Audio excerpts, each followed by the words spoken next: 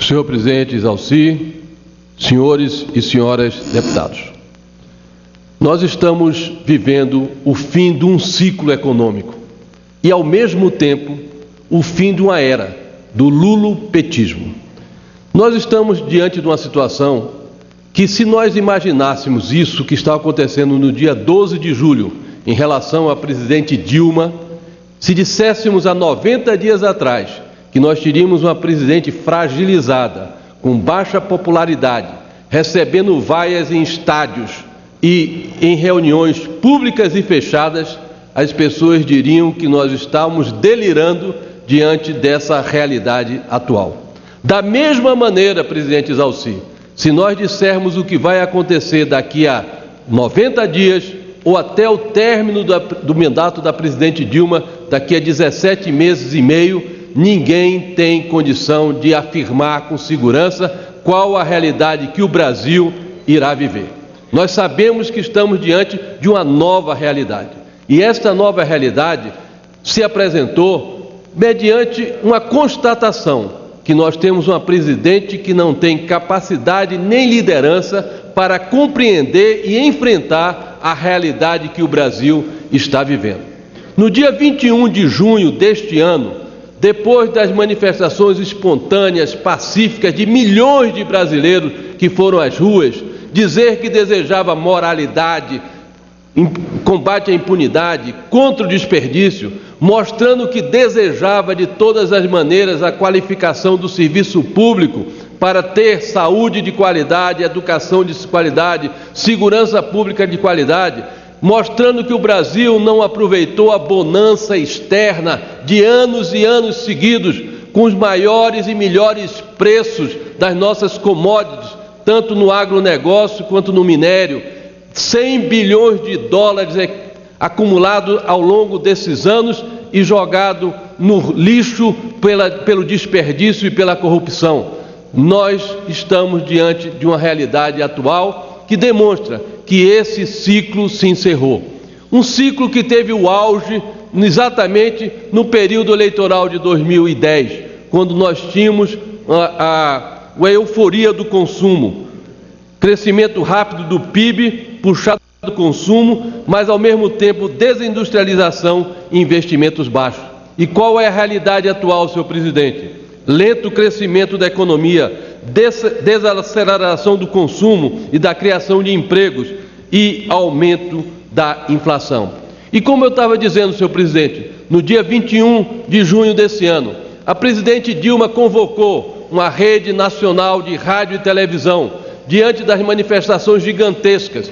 E o que é que a população esperava? Naquele dia, senhor presidente Exalci, foi para a frente da televisão e para ouvir o pronunciamento da presidente Dilma, uma audiência equivalente a uma final de Copa do Mundo. Ou seja, o Brasil parou para ouvir a presidente da República dizer qual o rumo que desejava levar o nosso país e ver se ela tinha compreendido o que estava acontecendo. E o que vimos perante a televisão e os ouvintes perceberam diante do pronunciamento da presidente Dilma: uma líder fraca que não tinha nenhuma percepção do que estava ocorrendo. As três propostas principais da presidente Dilma já estão sepultadas. Três propostas: a vinda de médicos estrangeiros em abundância, milhares de médicos estrangeiros prometidos, uma irresponsabilidade inconstitucional, inclusive que fere a Lei de Diretrizes e Bases da Educação. Nós temos uma situação hoje que essa proposta tem uma rejeição unânime da classe médica e de todas as pessoas que conhecem a realidade do SUS e do atendimento médico no Brasil. A proposta da Constituinte exclusiva e inconstitucional, fora de todos os propósitos, e a proposta de enrolação do plebiscito, que nós sabíamos que não tinha capacidade de se fazer, mudança constitucional ou de legislação ordinária para se aplicar em 2014. Uma presidente que não compreendeu o motivo ou não quis entender quais os motivos que a população foi para a rua, porque tinha se criado um modelo, por isso que eu digo que encerrou esse ciclo do lulopetismo, um modelo de cooptação, de intimidação, um modelo de cooptação dos movimentos sociais, movimento de cooptação dos partidos políticos, e nada mais evidente do que a constatação dessa cooptação dos partidos políticos do que o discurso do deputado líder do PT, José Guimarães, na sessão dessa semana, quando disse que tem que discutir novamente o relacionamento com a base, porque as pessoas que estão apoiando o governo tinham que cumprir o seu compromisso de fidelidade em troca do fisiologismo e de atendimentos não republicanos. Então, esse modelo de cooptação de partidos políticos, esse modelo de cooptação de movimentos sociais, como a UNE e MST, cooptação das centrais sindicais, como a CUT, demonstrou ontem, precisamente ontem, no dia 11 de julho, que não tem força real para fazer um apoio governamental de massa nas ruas.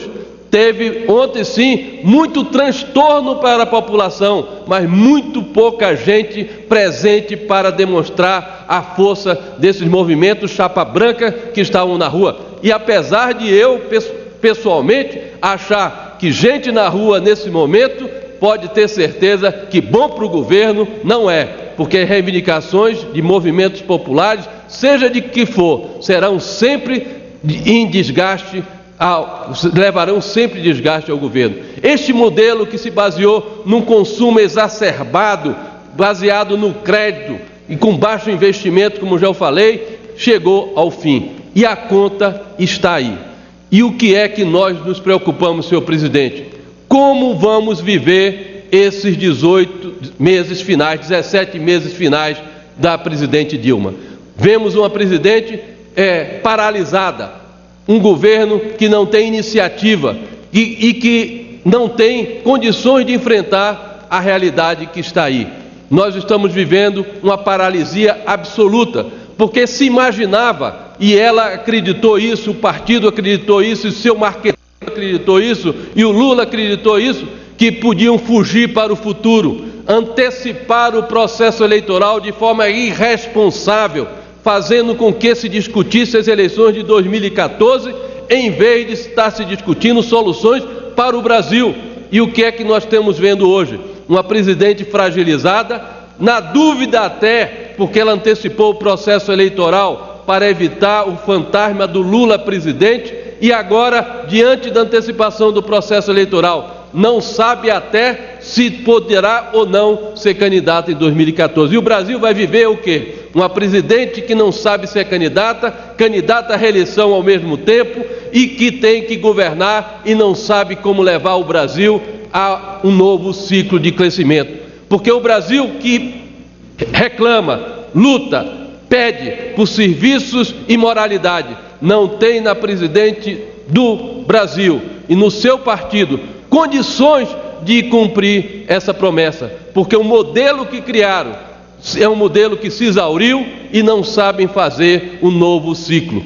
Por isso, senhor presidente, estou aqui nessa tribuna para dizer que nós já tínhamos alertado isso, nós já tínhamos mostrado que essa nova sociedade precisava ser ouvida e não estava sendo ouvida, porque a presidente da República e o seu partido só se preocupavam com propaganda, com mistificação, com tentativa de intimidar a população com a sua verdade partidária.